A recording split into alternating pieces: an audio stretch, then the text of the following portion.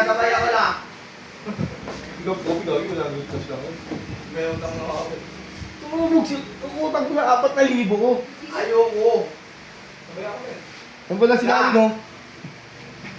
Ganda peng. Umubos swerte, umubos swerte. Sabay lang yun.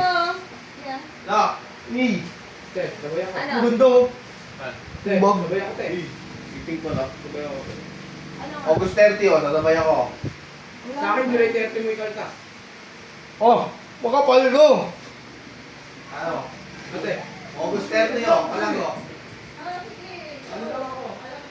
Pistachio latte. Pag August 30 yan, sige, sasabay ako. Oh, ano lang? Oh, ano lang? Game ka na! Ano?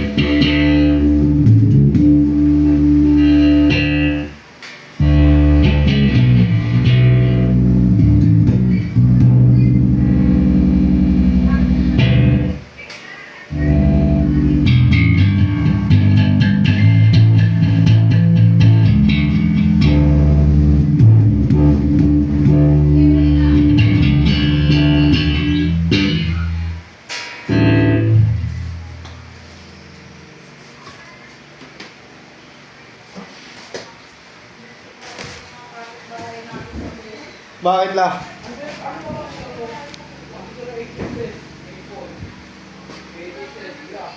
Bakit la? Bakit? Bakit yung barangay ka? Bakit bubong lang barangay pa?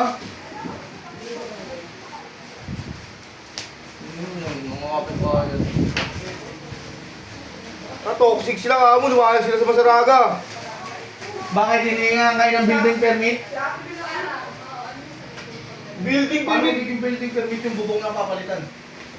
Ang kinuha ng building permit yung pag Renovate? ginagawa ng semento. Baka si ate rin ang reklamo.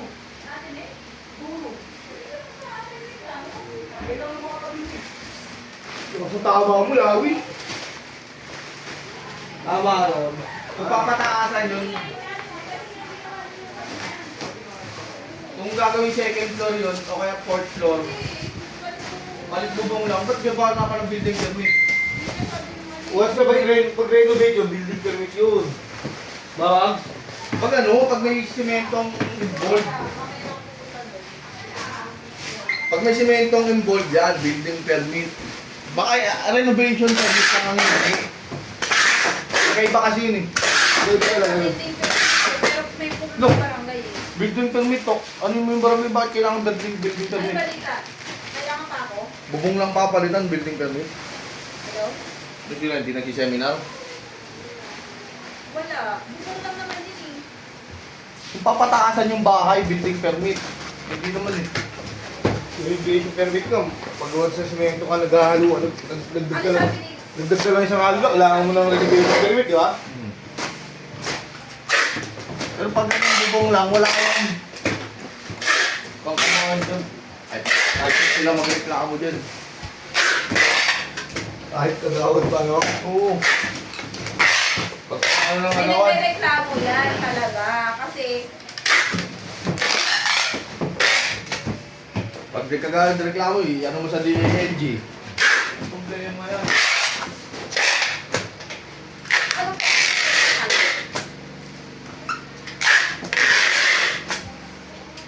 Ano po?